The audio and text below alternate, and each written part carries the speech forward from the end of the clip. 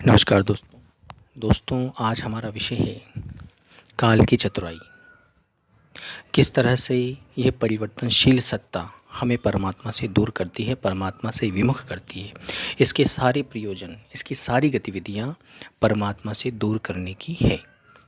दूसरा विषय है जीवन के पार मुक्ति है। पहला विषय जो है हमारा काल मतलब परिवर्तन।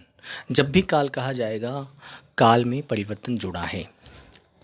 अब इस परिवर्तन में दो तरह के परिवर्तन होते हैं। एक तो निरंतर परिवर्तन होते रहना, दूसरा रुक रुक कर परिवर्तन होना। मतलब आपको एक स्थिरता का अनुभव करवाया जाएगा, लेकिन वो स्थिरता अस्थिरता होती है। वो कुछ समय बाद, कुछ युग बाद या फिर अनंत युगों बाद परिवर्तन में आती हैं। तो जहाँ भी छोटे से छोटा भी परिवर्तन है, वह सब काल व्यवस्था होती है। चाहे बड़ा परिवर्तन हो या छोटा परिवर्तन हो, लेकिन अगर परिवर्तन है, किसी भी तरीके से परिवर्तन है, चाहे अनंत युगों बाद परिवर्तन हो, सारी व्यवस्था काल की व्यवस्था होती है। अब काल मतलब ये परिवर्तनशील व्यवस्था किस तरह से परमात्मा से दूर करती है। परमात्मा का गुण है समता, समभाव। मतलब वो हर जगत में, अनंत सृष्टियों में पूर्ण रूप से समरूप रम रहा है।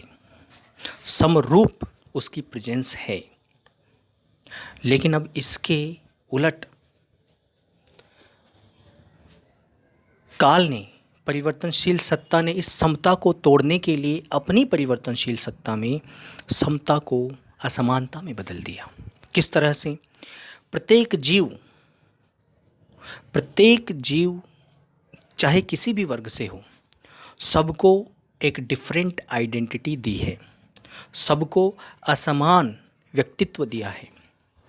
चाहे इंसान ही देख लीजिए, हर इंसान आपको अलग अलग गुणधर्म का मिलेगा, अलग अलग व्यवहार का मिलेगा, अलग अलग विचार का मिलेगा। जो एक विचार रखते हैं वह भी सूक्ष्म तल पर अलग अलग विचार के मिलेंगे। मतलब सबसे पहले तो इसने हर प्रत्येक परम चेतना में डिफरेंशिएशन किया है। हर परम चेतना को इसने अलग अलग तरीके से बनाया है। अगर हम जानवरों की बात करें तो जानवरों को भी एक ही वर्ग के जानवर हों, चाहे जैसे कुत्ता हो, बिल्ली हो, बकरी हो, भेड़ हो, भैंस हो, उनमें भी आपस में डिफरेंशिएट किया है, उनमें भी असमानता प्रकट की है। एक ही वर्ग में, चाहे हम गाय लेते हैं तो एक गाय दूसरी गाय से भिन्न है, और फिर वर्गों में भी भिन्नता रखी और अलग अलग वर्ग भी बना दिए। तो कहने का तात्पर्य ये है कि समस्त विभिन्नताओं को जन्म देने वाली यह परिवर्तनशील सत्ता है कि किसी भी तरीके से समता, समरूपता रह न पाए। लेकिन इसको पता नहीं है कि समरूपता के आधार पर, समता के आधार पर उस परमात्मा जो सब में समरूप व्याप्त है, उसके आधार पर जो भी सत्ता बनेगी वहाँ समानता रह ही जाएगी। क्योंकि शून्य से शून्य की यात्रा में परमात्मा ने अपने आधार दिया है। इस वजह से सबको समान रूप से सुख दुख, आनंद पीड़ा अनुभव करनी पड़ती है। तो ये चाहे परिवर्तनशील सत्ता चाहे जितनी कोशिश कर ले, लेकिन उस परमात्मा के समरूप आधार पर होने की वजह से हर जीव को पूर्ण रूप से, अगर उनका एक टोटलाइजेशन करें हर चीज़ का, तो उसमें समता ही नज़र आएगी, समरूपता ही नज़र आएगी। क्योंकि शून्य से शून्य की यात्रा में, इस पर मैंने एक ऑडियो बनाया हुआ है, शून्य से शून्य की यात्रा। शून्य से शून्य की यात्रा में सबके सुख तोले जाएं, दुख तोले जाएं, आनंद पीड़ा और जितने भी भाव हो सकते हैं सबको तोला जाए तो सबके समान होंगे। ये बड़े गजब की बात है। तो चाहे ये परिवर्तनशील सत्ता जितनी समता को तोड़ना चाहे, फिर भी नहीं तोड़ सकती। इसने हर चीज़, प्रत्येक सूक्ष्मतम लेवल पर, स्मॉलेस्ट लेवल पर सब में असमानता ही प्रकट की है, असमानता ही बनाई है। इसीलिए जब सब में असमानता बनाई है इसने,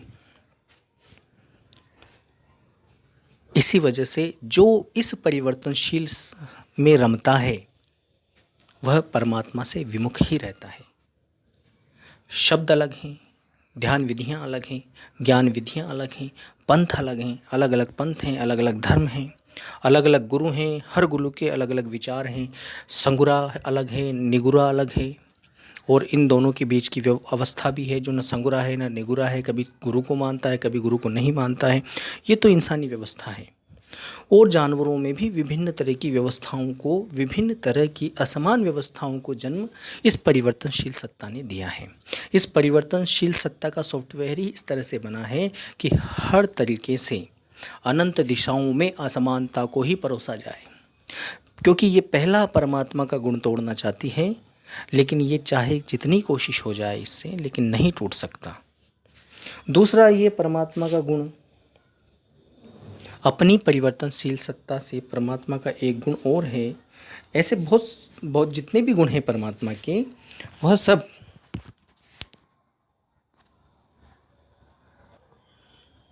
बहुत ही सूक्ष्म रूप पर जाकर तोड़ने की व्यवस्था ये काल की है। जैसे दूसरा गुण हम लेते हैं निकर्मता। ये कर्म, अकर्म और विकर्म से परे की व्यवस्था है। तो काल व्यवस्था में कर्म मिलेगा, अकर्म मिलेगा और विकर्म मिलेगा।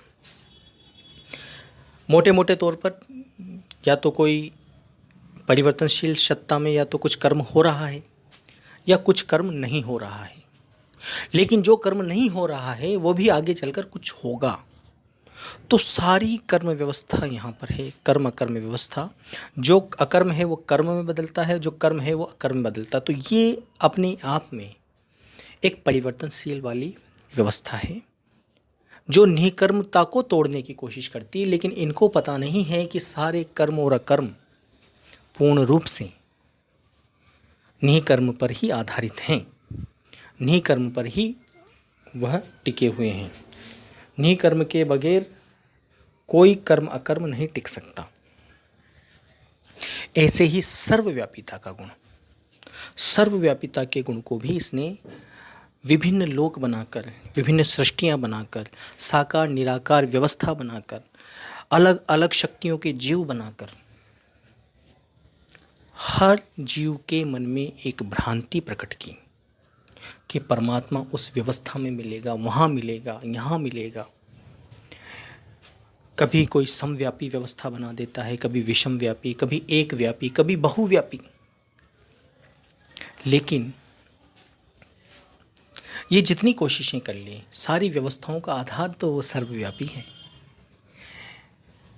इसकी सारी चतुराइयाँ, इसके सारे व्यवस्था उस परमात्मा के गुणों को नहीं तोड़ पाती। लेकिन हाँ, इसकी जो व्यवस्था है वो प्रत्येक जीव को, प्रत्येक परम चैतन्य को परमात्मा से विमुख बनाए रखती है। आप देखिए, प्रत्येक ग्रंथों में देखिए, प्रत्येक ज्ञान को देखिए, क्योंकि परमात्मा तो एक ज्ञानातीत विश्राम है, संपूर्ण विश्राम, परम विश्राम। बस उसके बाद कोई चिंता नहीं, कोई तकलीफ नहीं। संपूर्ण जीवत्व का मिटना परमात्मा है। तो जितने भी ज्ञान व्यवस्था है, सबका ज्ञान अलग अलग मिलेगा। फिर भी लोग कहते हैं गुरु बनाओ। अरे एक गुरु के पास जाओगे, वो अलग बातें बोल रहा है, दूसरा गुरु दूसरी बातें बोल रहा है, तीसरा गुरु तीसरी बातें बोल रहा है। और इसमें मोगढ़ राम और एक रामाराम, दो सेठ थे। इसके बारे में मैं अलग से बताऊंगा। तो मोगढ़ राम एक ऐसा सेठ था जिसके साथ पास में जाकर कोई खड़ा भी हो जाता था तो उसके भी नाम पर बही खाता बना देता था, चाहे वो कुछ सामान लेता भी था या नहीं लेता था। तो ऐसे ही मोगढ़ राम गुरु बहुत ज़्यादा हो गए हैं। कोई भी व्यक्ति उनके पास चला गया 2 मिनट, 10 मिनट, 15 मिनट, तो वो उनको अपना चेला घोषित कर देते हैं कि ये हमारे पास आकर गया है। तो ऐसे जो मोगढ़ राम, और एक रामाराम सेठ होता है। तो रामाराम सेठ ऐसा होता है, उसको कोई परवाह नहीं होती, वो खुले हृदय से अपना सामान देता है। किसी का लिखता है तो लिखता है, किसी का नहीं लिखता है तो नहीं लिखता है। उसको बहीखाता मेंटेन करने का इतना प्रयास नहीं रहता, उसका प्रयास सेवा करने का रहता है। तो रामाराम सेठ और एक मोगल राम सेठ, तो मोगल राम सेठ जैसे गुरु बहुत ज़्यादा हो गए हैं। उनके पास 1 मिनट के लिए भी कोई चला गया तो उसको ये कह दिया जाएगा कि ये हमारा शिष्य है। और वह मोगल राम सेठ बार बार उसको, अपने शिष्यों को विभिन्न तरीक़ों से, या उनके पास जो भी जाकर आता है विभिन्न तरीक़ों से परेशान करने की कोशिश की जाती है। और एक रामाराम सेठ जो होता है वह ऐसा नहीं करता, वो स्वतंत्र होता है और सामने वालों को भी स्वतंत्र रखता है। तो ऐसे संत या ऐसे गुरु भी हैं रामाराम सेठ जैसे, उन पर प्रभु की कृपा होती है, परमात्म कृपा होती है। वो स्वतंत्र हृदय होते हैं, वो किसी में किसी भी तरह की कोई गिल्ट भावना नहीं डालते। लेकिन जो मोगल राम सेठ जैसे संत गुरु होते हैं, उनसे बचकर अवश्य रहिएगा।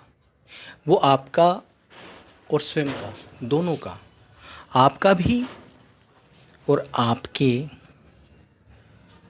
और उसका खुद का भी, दोनों का नुकसान करता है। तो इस तरह से अलग अलग ज्ञान, अलग अलग बातें बना दी गई हैं ताकि जीव उस सर्वव्यापी परमात्मा को न जान पाए। और हद तो ये हो गई, कई लोग ये कहते हैं कि परमात्मा को अगर आप सर्वव्यापी मानते हैं तो परमात्मा को गाली है। वो ऐसा क्यों कहते हैं? अगर कोई मछली है, सागर में रहती है, और उसको कह दिया जाए कि सागर को सागर कहना गाली है, सागर तो ये सागर नहीं है, ये बड़ा मछला जो है, जो दिख रहा है तुमको, तुम्हारे शरीर के आकार से ज़्यादा बड़ा जो आकार वाला मछला दिख रहा है, वह तुम्हारा भगवान है। तो ऐसे ही एक जीव दूसरे जीव को भगवान मानता आया है। कैसे मानता आया है? उससे थोड़ी सी ज़्यादा शक्तियाँ हों, थोड़ा सा ज़्यादा श्रेष्ठ लोक हो, ज़्यादा श्रेष्ठ शरीर हो, तो उसको वह भगवान मान लेते हैं। लेकिन उनको ये पता नहीं कि इन समस्त भगवानों का, जिनको ये झूठे भगवान तथाकथित भगवान मानते आए हैं, उन समस्त भगवानों का, उनकी सिद्धियों का, उनकी कलाओं का, उनके रहने का, उनके जीवन का संपूर्ण आधार स्वयं सर्वव्यापी परमात्मा है। तो सर्वव्यापी से विमुख होगे, और विमुख हो ही आप, जो किसी एक व्यापी को परमात्मा बता रहे हो, उस जीव को परमात्मा बता रहे हो।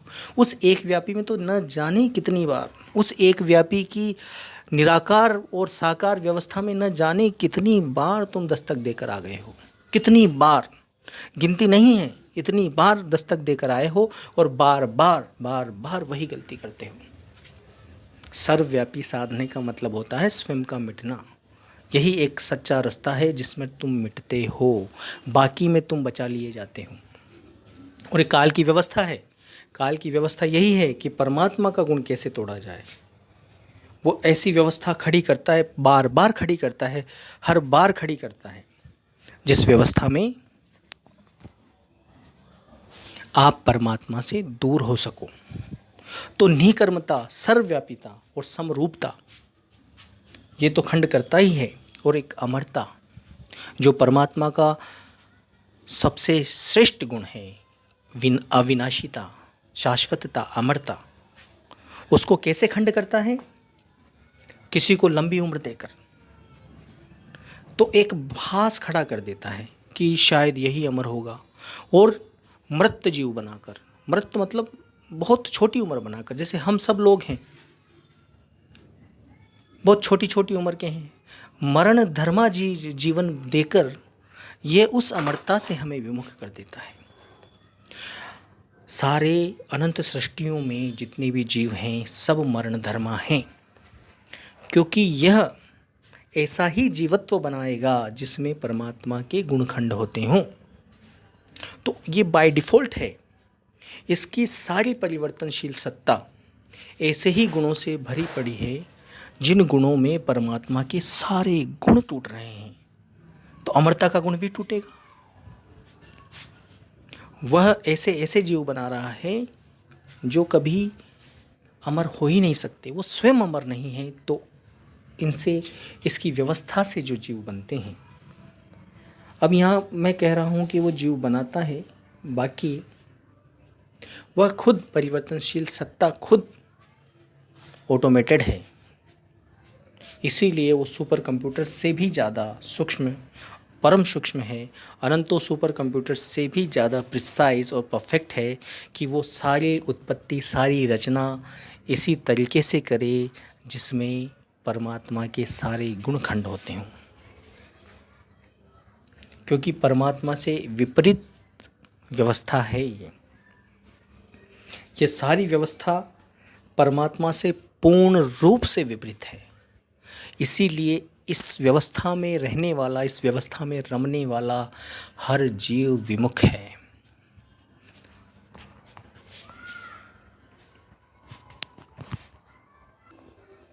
लेकिन जैसे ही कोई उस अमर व्यवस्था से जुड़ता है तो वो सम्मुख हो जाता है और सारी काल व्यवस्था से परे हो जाता है। वह अमरता की ओर लौटता है, वह निकर्मता की ओर लौटता है, वह सर्वव्यापिता की ओर लौटता है, वह समरूपता की ओर लौटता है। सारे ज्ञान संसार के जितने भी ज्ञान हैं, चाहे कहीं से भी मिले आपको, सारे ज्ञान आपको असमानता के धड़े में खड़ा कर देंगे। ये निगुरा, ये संगुरा, ये ज्ञानी, ये अज्ञानी, ये नास्तिक, ये आस्तिक, ये जानवर, ये इंसान, ये बुद्धिमान, ये नादान। इस तरह से आपको विभिन्न पलड़ों में खड़ा कर दिया जाएगा। लेकिन दोनों ही बंधन में हैं, चाहे ज्ञानी हो या अज्ञानी हो, बुद्धिमान हो, गंवार हो, क्योंकि सब में असमानता का भाव है, सर्वव्यापिता का भाव नहीं है। जिस दिन सर्वव्यापिता की महिमा को जानोगे, उस दिन पूर्ण समर्पण अपने आप हो जाएगा। निर्बंधता, परमात्मा पूर्ण रूप से निर्बंध है, लेकिन काल व्यवस्था को देखिए आप, पूरा बंधन, आप शरीर का होना ही बंधन है। तो सबसे पहले जो प्रकट होता है परम चैतन्य, वो एक परम सूक्ष्म शरीर है, जिसको लोग चाहे तो आत्मा कह दो, कई लोग उसको परमात्मा कहते हैं। सब अलग अलग ज्ञान को परोसते चलते चले जाते हैं, लेकिन परम चैतन्य एक जीव है और वह जीव बंधन है। जब परम चैतन्य बन गया तो वो बंधन हो गया, बस अब पूरा जीवन बंधन में रहेगा, परिवर्तन में रहेगा, निर्बंधता से दूर रहेगा। लेकिन हर बंधन का आधार निर्बंध है। बलिहारी उस निर्बंध की, जय हो उस निर्बंध की। जो समझा वो जाना। गुरु अतीत, सच्चा परमात्मा गुरु अतीत है, लेकिन यहाँ पर व्यवस्था गुरु वाली बना दी है। लेकिन एक शाश्वत व्यवस्था परमात्मा से सभी जीव को उपलब्ध है, वह आकाश। जो आकाश को अपना गुरु बनाता है, प्रथम गुरु वही है जो आपको सच्चे जीने की राह, आपको सोचने समझने की बुद्धि, कोई मेडिसिन नहीं देती है, न माँ बाप देते हैं, अपने आप आकाश तत्व से आप पर बरसती है। वो प्रथम गुरु है जो सबके लिए उपलब्ध परमात्मा ने समरूपता से करवाया है, समान रूप से किया है। यह है जो परमात्मा के आधार से आपको उपलब्ध रहता है, आपके सारे सुखों, सारे दुखों को दूर करने के लिए। तो परमात्मा गुरु अतीत है, लेकिन इन संसार में गुरु बंधन में आपको डाल दिया जाता है। गुरु किसी को सगुरा, किसी को निगुरा, इस व्यवस्था में आपको डाल दिया जाता है। समझिए जो गुरु की बात कर रहा है वो ऐसी बंधन व्यवस्था में निश्चित ही ले जाएगा आपको। गुरु का मतलब क्या? ज्ञान देने वाला। ज्ञान देने वाला गुरु नहीं होता। ज्ञान देने वाला अध्यापक हो सकता है, टीचर हो सकता है। जैसे कि बल्ब की खोज थॉमस एडिसन ने की या किसी भी वैज्ञानिक ने की। अब अन्य व्यक्ति जो बल्ब का ज्ञान दे रहा है कि कैसे बन रहा है, वो कहे कि नहीं ये खोज तो मेरी है? नहीं, वो तो थॉमस एडिसन की है खोज। आप केवल अध्यापन कर सकते हैं, टीचिंग कर सकते हैं, आप बता सकते हैं कि ऐसा थॉमस एडिसन ने कहा। लेकिन अब भाई कॉपीराइट, अगर कॉपीराइट होता है बल्ब के ऊपर तो निश्चित सी बात है कि थॉमस एडिसन ही केवल एलिजिबल पर्सन है, लायक पर्सन है जो कि बल्ब के ऊपर कॉपीराइट करवा सकता है। वह व्यक्ति नहीं जो बल्ब के बारे में थॉमस एडिसन की खोज के बाद ज्ञान देकर अपने कॉपीराइट का दावा पेश करे। ऐसे ही सारे गुरु हैं। गुरु ज्ञान देने वाला नहीं होता, ज्ञान का सर्जन करने वाला गुरु होता है, और वो स्वयं परमात्मा है। सारे ज्ञान उसी के आधार पर हैं। सर्जन तो नहीं कह सकते, लेकिन उसके आधार से सारा ज्ञान है। तो जिसके आधार पर है सारा ज्ञान, वह गुरु है। तो सबका परम गुरु परमात्मा है, और प्रथम गुरु उस परम गुरु के आधार पर ही प्रथम गुरु है। समान रूप, समता से आकाश तत्व सब में रम रहा है। आपके शरीर में भी अगर आप देखोगे, पेड़ पौधे पत्तियों में भी देखोगे, सूक्ष्मता से, सूक्ष्मदर्शियों से या अन्य इंस्ट्रूमेंट से भी देखोगे, तो 99.99% आप सब में आकाश रम रहा है, परम आकाश। और परम आकाश के पार परम गुरु है परमात्मा। तो परम आकाश सब में रम रहा है। ऐसा नहीं है कि कोई इससे अछूता है। जो पत्थर है उसमें भी 99.99% आकाश है। बड़ा ठोस लगता है दूर से दिखने में आपको, लेकिन नहीं, जब उसको सूक्ष्मता से देखोगे आप तो उसमें आकाश मिलेगा। वो भी कितना प्रतिशत? 99.99% आकाश मिलेगा। मतलब 0.0001% ही तत्व है ना महाआश्चर्य। तो पहले आप उस परम सत्ता से जुड़िए, प्रथम गुरु से जुड़ोगे तो आपको जीने का ज्ञान और यहाँ पर रहने का और समुचित ज्ञान अपने आप आपके अंदर सर्जित होगा। तो जितने भी गुरु लोग हैं यहाँ पर, वह ऐसे ही मानिए कि वह केवल अध्यापक हैं, गुरु नहीं, ना ही गुरु हो भी नहीं सकते। गुरु तो केवल परमात्मा है जो सबको समान रूप से उपलब्ध है। ये गधे कहाँ सबको समान रूप से उपलब्ध हैं और अपना महिमा मंडन परमात्मा से पहले अपना महिमा मंडन करवाते हैं। शर्म के पात्र हैं और इसका मुआवजा इनको झेलना पड़ेगा।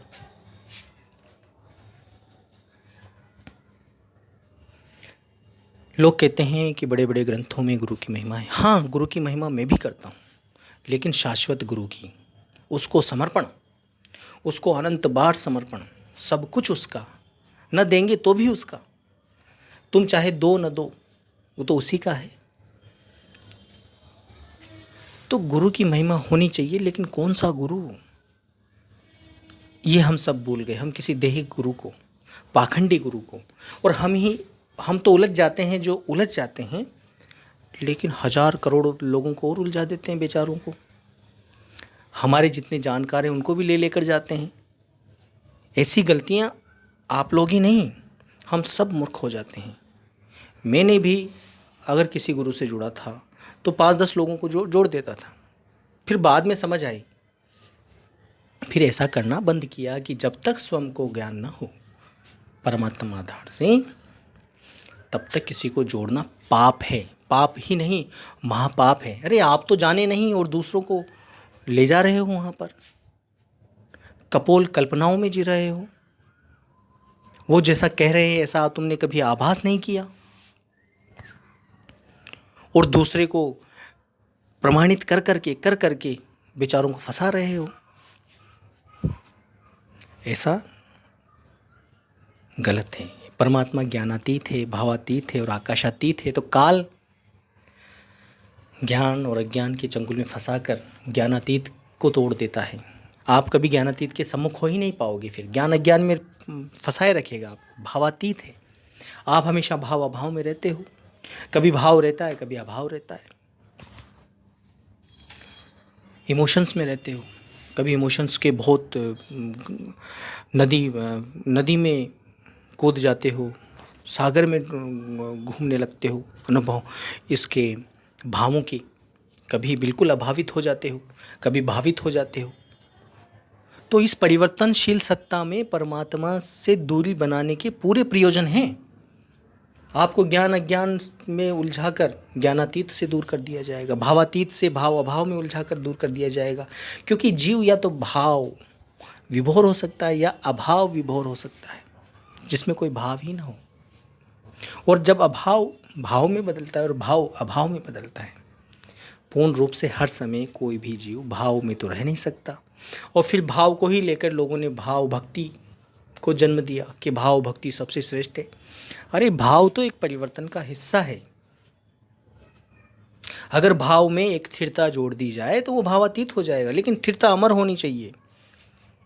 कभी कभी शब्द ज्ञान से, मंत्र ज्ञान से, ध्यान ज्ञान से, ध्यान साधनाओं से लोग एक भाव को स्थिर कर लेते हैं कुछ समय के लिए, लेकिन वह कुछ समय के लिए स्थिर भाव वापस अभाव में बदल जाता है।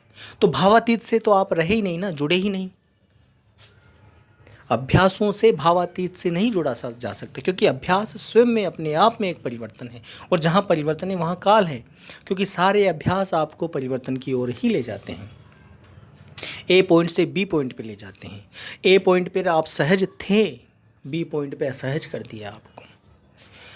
जितनी जितनी कोशिशें, जितने जितने अभ्यास आपने किए हैं, परमात्मा प्राप्ति के लिए आपको सारे अभ्यास से वापस आना पड़ेगा, रीइंस्टेट करना पड़ेगा, अपने आप को रीस्टोर करना पड़ेगा आपकी पहले सबसे पहली अवस्था में। उसके बाद शुरुआत होती है सम्मुखता की, परमात्मा की सम्मुखता की। ये जितने भी तौर तरीके हैं संसार में, जितने भी देख रहे हो, सबको एक सिरे से नकार दो। यह सब परिवर्तनशील सत्ता सबकी सब परमात्मा से दूर करने की है, उसके नज़दीक ले जाने की नहीं है। दूसरा जो हमारा विषय था कि जीवन ही बंधन है, जीवन के पार मुक्ति है, जीना ही बंधन है। लेकिन जीने का मतलब ये नहीं कि मर जाएं। जीना बंधन कैसे है? तो इसका मतलब ये नहीं कि मर के आप मुक्ति पालोगे, क्योंकि आप मरोगे तो अधूरे मरोगे। पूरा मरना बहुत बिरली बात है, बहुत समझने की बात है। जीना बंधन कैसे है, पहले इसको समझना पड़ेगा। किसी ने किसी से पूछा कि आपकी उम्र क्या है, तो कोई कहता है परमात्मा की कोई उम्र नहीं हुआ करती, उम्र उसकी हुआ करती है जिसका कोई स्टार्टिंग पॉइंट है। किसी ने कहा कि असंख्य युग पर ले गए हम तब के ब्रह्मचारी। अरे असंख्य युग परले के बाद भी तुम हो, तुम्हारा आइडेंटिटी है, और तुम उस आइडेंटिटी से यहाँ आ रहे हो और किसी को बता रहे हो कि मैं तो तब का ब्रह्मचारी हूँ, कि असंख्य युग निकल गए तब तक भी मैं जिंदा हूँ। तो तुम्हारा जीना बंधन ही तो है, क्योंकि तुम अपरिवर्तनशील सत्ता से तो हो ही नहीं सकते। क्योंकि अगर अपरिवर्तनशील मतलब अकाल सत्ता से तुम होते तो यहाँ आकर कहते नहीं, क्योंकि आना भी तो एक परिवर्तन है, आकर जाना परिवर्तन है। चाहे किस भी तरीके से आए हो, हम उस तरीके पर बात नहीं करेंगे, चाहे गर्भ से आए हो नहीं आए हो, क्योंकि यहाँ पर विभिन्न तरह की बातें होती हैं। लोग आपको विभिन्न तरीक़ों से नहीं वो तो गर्भ से नहीं आए, ऐसा नहीं हुआ, वैसा नहीं हुआ करके आपको काल व्यवस्था में ही उलझा देते हैं। अकाल व्यवस्था की बात करो, जहाँ से कभी कोई नहीं आता, और जब कभी कोई नहीं आता तो उसकी उम्र की बात क्यों की जाए। उम्र का मतलब ही होता है रिझना, घटना, मतलब जन्मे हो तो मृत्यु तक पहुँचोगे, चाहे असंख्य जन्म लग जाएं, असंख्य युग लग जाएं। इसलिए जहाँ जहाँ जीवन है वहाँ वहाँ बंधन है। चाहे 100 वर्ष का जीवन हो, 100 करोड़ वर्ष का जीवन हो, अनंत युगों का जीवन हो, जितना बड़े से बड़ा जीवन हो, जीवन ही बंधन है। आप आपके परम चैतन्य का जीवन जानते हो कितना बड़ा है? अनंत युग कहना भी आप डिसाइड नहीं कर पाओगे माइंड में कि अनंत युग होता कितना है। खरबों 10 के आगे जितनी शून्य लगा सकते हो पूरे जीवन, 100 वर्ष में शून्य लगा, 1 सेकंड में अगर आप 1 करोड़ शून्य लगा सकते हो, 1 खरब शून्य लगा सकते हो 10 के आगे, तो पूरे 100 वर्ष तक शून्य 1 सेकंड में अगर 1 खरब शून्य लगता है तुमसे, तो पूरे जीवन में शून्य लगाते चले जाओगे तो भी उससे भी ज़्यादा उम्र है परम चैतन्य की। लेकिन फिर भी परम चैतन्य मरता है। तो यही बात समझने योग्य है कि इतना बड़ा जीवन और बंधन, आज आपको ये ज्ञान सुनने को मिल रहा है सर्वव्यापी का, अहोभाग्य समझना। तुम्हारा जीवन ज़्यादा नहीं होगा, कोई 60 जिएगा, कोई 70, कोई 80 साल जिएगा, कोई 90, ज़्यादा से ज़्यादा 100 वर्ष।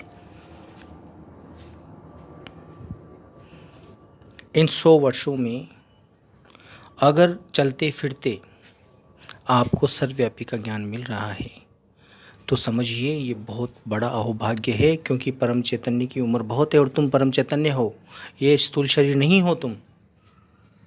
तो इस परम चैतन्य के जीवन को मिटाना ही मुक्ति है।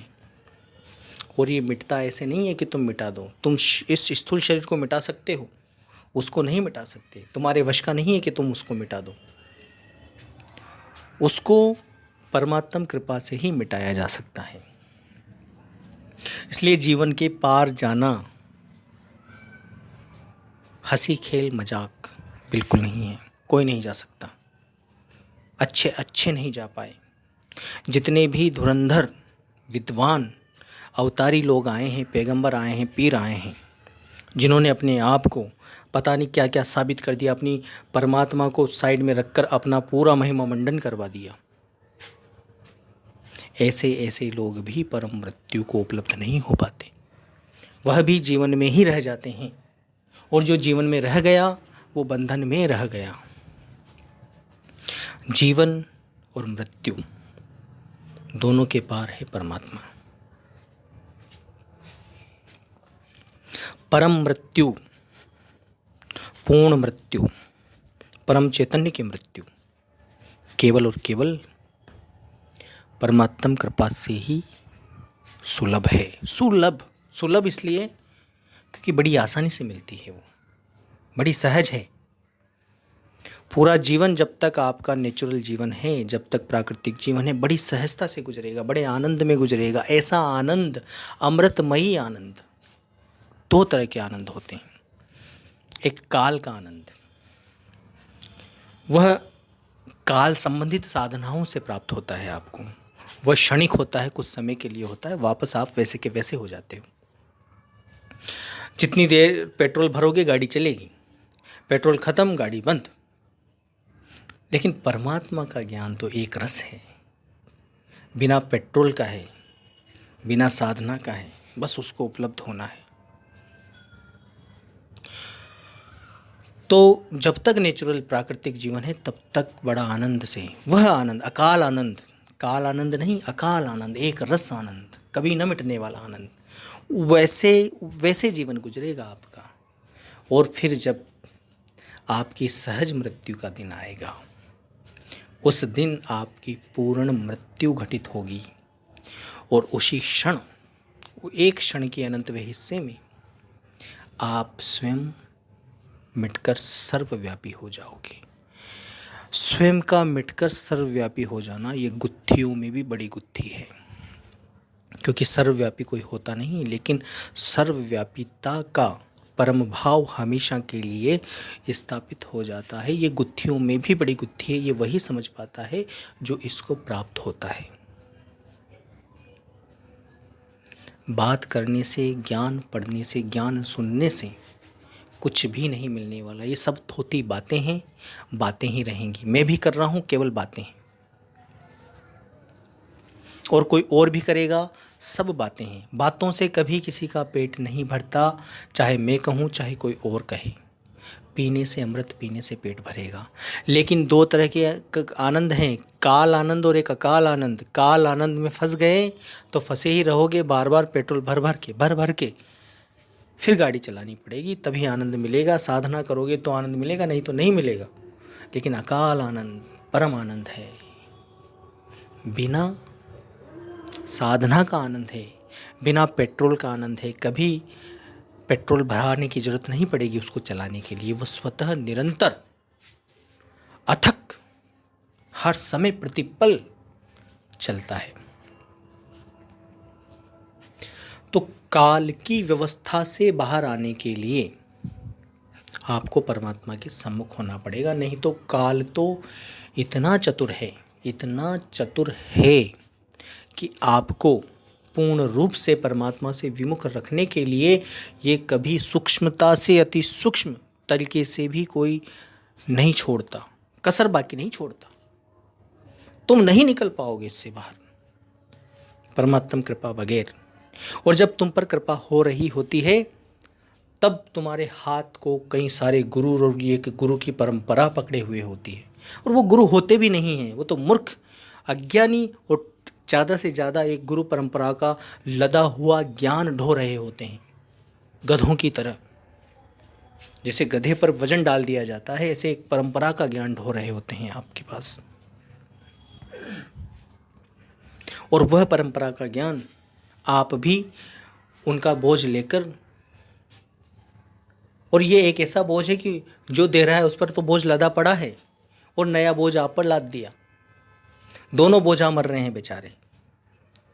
और परमात्म ज्ञान में सारे बोझ उतार लिए जाते हैं, निर्बोझ कर दिया जाता है आपको, सारे वजन हटा दिए जाते हैं आपसे, स्वतंत्र मुक्त अकाल। धन्यवाद।